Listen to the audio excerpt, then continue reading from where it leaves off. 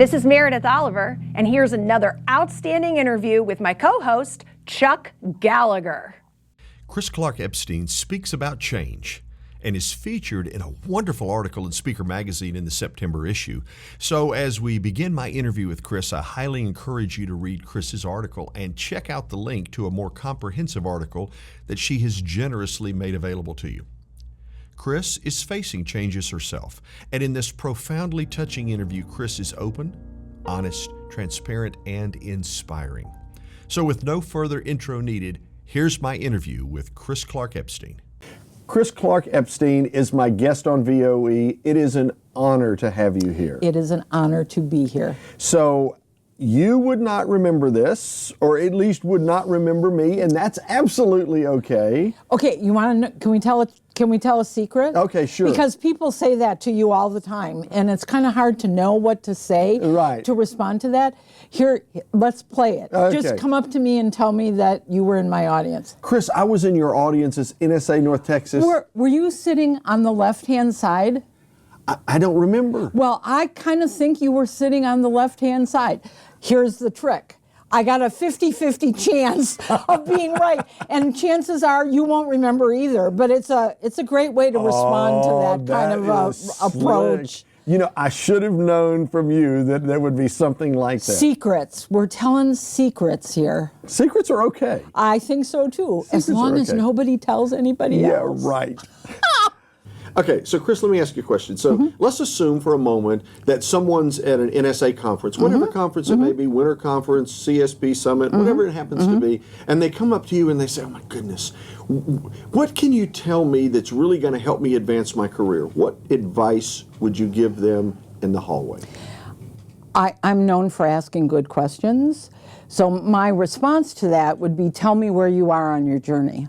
Because if you're just starting out, my advice would be different than if you've been doing it for a number of years, and my advice would be different if you have been doing it for lots of years. So I need to know that. So let's play that particular game out. If you're brand new, speak as often as you can. I don't know how you get good at this business of communicating with a group of people other than to communicate with a group of people. Now, at the beginning, you're doing it without concern over remuneration, because just like my mother said, if you're not providing any value, you're going to have to give the money back. Nito does not like it when I say that, giving the money back. That was a metaphor, not necessarily an actual instruction.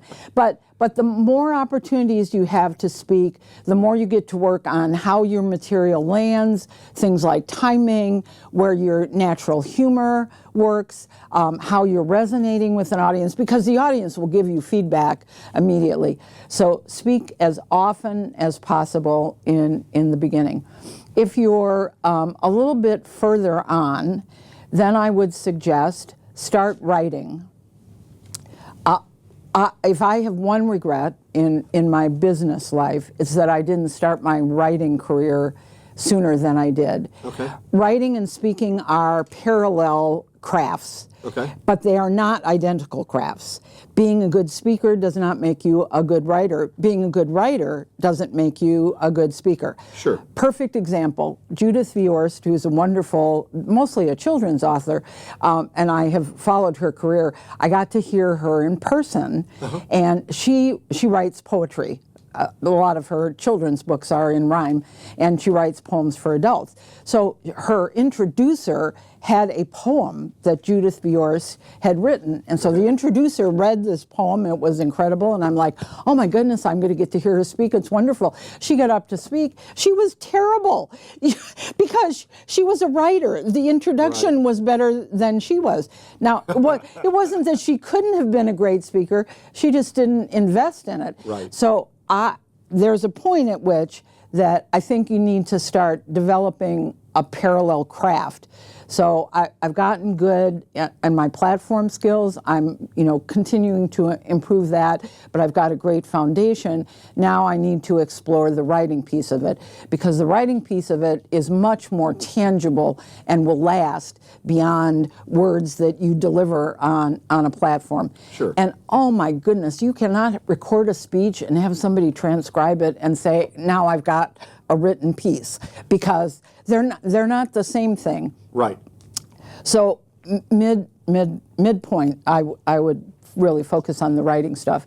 A little bit further along, I would focus on the what's going on in the world of speaking and presenting, and in the world, in the life of my clients, especially if you have a targeted industry that's new and different. That I'm not as conversant in that part of what's happening in their world, and focus on getting yourself grounded in that new stuff, because as they face new challenges, you need to have new solutions to problems. So I'd really go into that customer world focus. Chris, one of the things that I recall from the meeting at NSA North Texas was your commitment to learning. Yes. Is that DNA, or is that something that over some course of your life, there was something that clicked that said, ooh? We are so often the product of the environment that we were raised in. And as a child, and even as an adult, and you look back at your childhood, you start realizing that things that your parents did or didn't do probably was motivated by something that you had no idea of. We had a dining room table that had a glass top. Okay. And underneath the glass top was a map of the United States. Huh, okay. And my dad traveled, and the United States was his territory. And so many times we would sit down to eat, and Dad wasn't there. And so we would have discussions about the map, and where was Dad, and how had he gotten there from where we were, and then what did we know about the place that Dad was. And then when he came home, he would tell us what he saw, because he mostly drove around. And so curiosity and learning was inbred at the dining room table. Sure. As I got older, I asked my mother, I said, whatever prompted you to put that map there? She said, it was a terrible table. She said, I was embarrassed to have anybody see how bad the surface of that table was.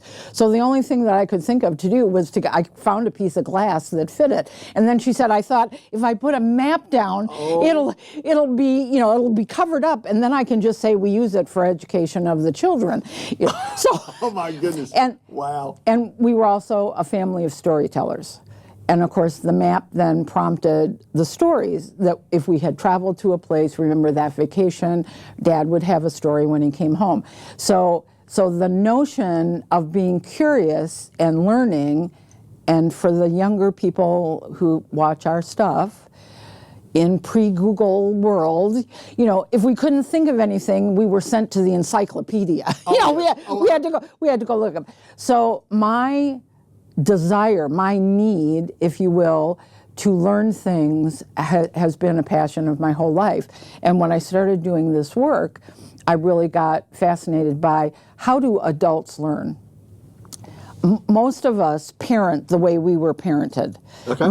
My grandchildren will tell you that when I pick them up at school, the first thing I say to them when they get in the car is, what did you learn in school today? Right. And then they say nothing. Because that's what kids do. And then I'll say, excuse me, who do you think you're in the car with? Because that would not be an acceptable answer. Not the right answer. And so now they get in the car, and before they close the door, I know what I'm going to tell you about what I learned, because it's become this habit. So I thought we mostly parent the way we were parented, which is fortunate. If you had good parents, then there's a good probability you'll become a good parent. We do the same thing with teaching. We teach the way we were taught. And so I thought, I wonder if adults learn differently than children, because most of the model that I had of what learning was all about was through my school year. Sure. So I became a student of adult learning, and I have integrated that into all of the work that I do. Now, over the years, I've done a lot of training, but I'm primarily a keynote speaker. And the same things that I do as techniques in a training session to transfer the information into action, I do in my keynotes, because I know that's how adults will learn. Chris, I want to ask you a challenging question. Okay, perhaps. all right. You're featured in Speaker Magazine. Yes. And I know some time back you were diagnosed with terminal cancer. Yes. And since we're talking about learning, from that diagnosis, what have you learned? I have learned that being a professional speaker, which most people in the world translate into, oh, you're a motivational speaker. Right. And on some level, all of us are motivating people. And being surrounded by motivational people, my NSA community has rallied to me when the word of my diagnosis came out. Unbelievable. And what I heard all the time was people saying, you're so positive, and we're praying for you, and you're going to beat this. I know you're going to beat this. And at the very beginning, I wanted to hear that more than anybody in the whole wide world. But you know what? There are some diagnoses that you can't beat. I happen to have one of those. I live a life where there's a shoe out there and it's going to drop. And it's not if it's going to drop, it's when it's going to drop. And so that has created a whole different way for me to look at life and look at every day. And the hardest thing is to talk to my friends who just want to hear good news. Currently, I have good news. I am what's called NED in cancer speak, which is no evidence of disease.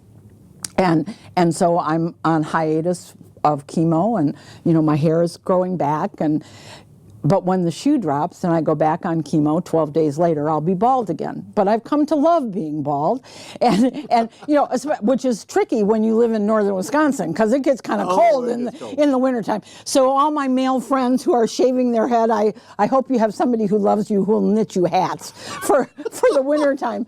But I was, how you're doing something and you're listening to the TV with sort of half an ear? Sure. And that happened to me, and I heard this sentence, and the good thing is there's the rewind button on the DVR, and what I heard was somebody saying, it's a condition to be managed, not a problem to be solved. So I rewound it, and this was a retired general, 4-star general Michael Hayden of the United States Air Force, who was being interviewed, and it was his quote, and I thought, that's the description of my life. Mm-hmm. We as speakers all want to identify problems, and we want to help people solve them, and that's lovely, and that is a commitment of our work. And God bless us that we're out there doing that kind of stuff, because that's the hope and the promise that people in our audiences need to hear.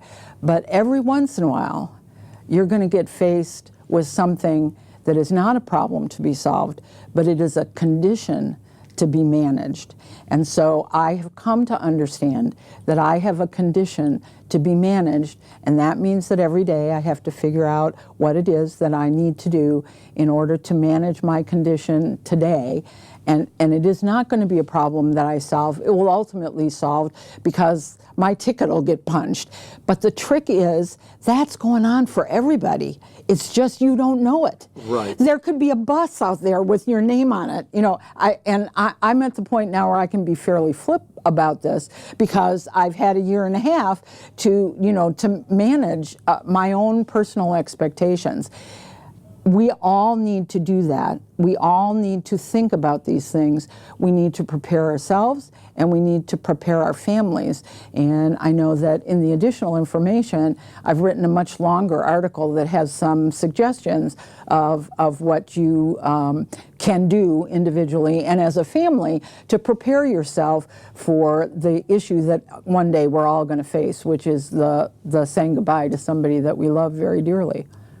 Chris, for those people that are listening on VOE, mm-hmm. or perhaps watching on the YouTube channel, Thank you for your candor, and I would encourage you to go to Speaker Magazine so that you can read the short article that Chris wrote and the longer link to the article. Perfect. That goes even further.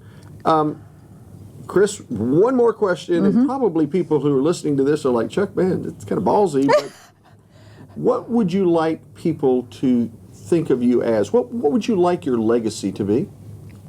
I have used many metaphors over the 30 years. You get lots of choices for metaphor, but the one that I keep coming back to, which is slightly ironic because in our family, my mother was a master gardener, and evidently the agricultural competence gene skips a generation because I just have empty pots that have dead plants in them. In fact, the local florist in our town, when people call and they want to send me a plant, the local florist refuses to do it. They just say, cut flowers, we'll take her, but plants she kills. So we will not be a party to this. So, but the issue is, the metaphor that I use is that I am a seed planter. I am not a gardener, but I'm a seed planter. My job when I work with clients is to figure out what are the soil conditions, what are the weather conditions, what is it that this particular group needs, and I bring what I believe are the right seeds that can flourish in that environment, and I plant them. And I plant them very, very well. And that's my job, and I hope that that's my legacy, that people say, I heard you speak one time, and you said this. It was just what I needed to hear, and here's how I used it. I will rest quietly wherever I end up if that's what people say about me.